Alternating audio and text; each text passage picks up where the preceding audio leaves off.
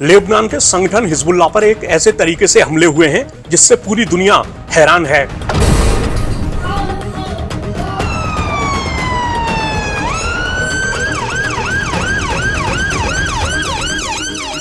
इन हमलों के लिए पेजर का इस्तेमाल किया गया है, एक ऐसा डिवाइस जिसे टेक्स्ट मैसेज या अलर्ट के लिए इस्तेमाल किया जाता है।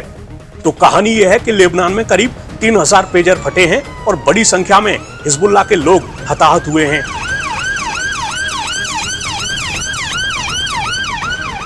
ऐसे में सवाल यह है कि ये धमाके हुए कैसे और स्मार्टफोन के जमाने में हिजबुल्लाह पेजर का इस्तेमाल क्यों कर रहा था।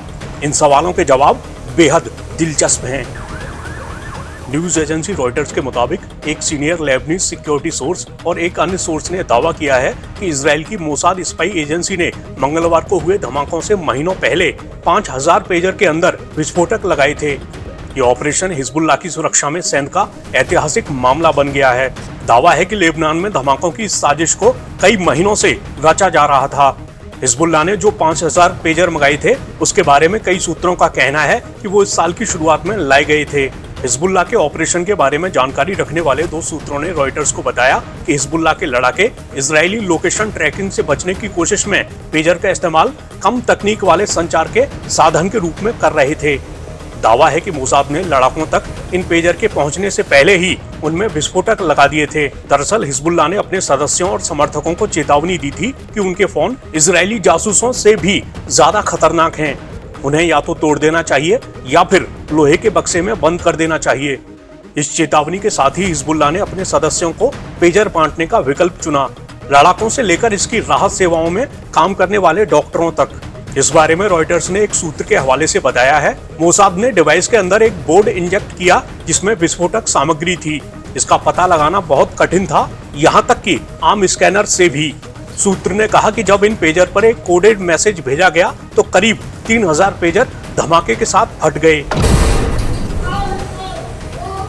एक अन्य सूत्र ने रॉयटर्स को बताया कि नए पेजर में 3 ग्राम तक विस्फोटक छिपा हुआ था और महीनों तक हिजबुल्लाह को इसकी भनक भी नहीं लगी। एक लेबनीज सिक्योरिटी सोर्स ने बताया कि pager Taiwan based gold Apollo के थे, लेकिन कंपनी ने एक बयान में कहा कि वो खुद इन डिवाइस को नहीं बनाती।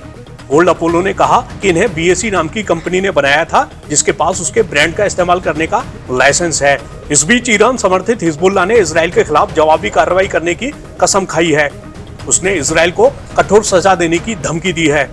हालिया धमाकों ने बहुत से हिजबुल्लाह सदस्यों को अपंग बना दिया है। किसी के चेहरे पर घाव हैं, किसी की उंगलियां गायब हैं, किसी के कूल्हे पर गहरे घाव हैं। पेजर रखने की जगह या धमाका होने की जगह के हिसाब से लोग अलग अलग तरह से घायल हुए हैं। कुल मिलाकर इन धमाकों से हिजबुल्लाह को बहुत बड़ा झटका लगा है। ये धमाके ऐसे वक्त में हुए हैं जब इजराइल और हिजबुल्लाह के बीच तनाव काफी बड़ा हुआ है। गजा में युद्ध छिड़ने के बाद दोनों पक्ष लगातार एक दूसरे पर सीमा पार हमले कर रहे हैं।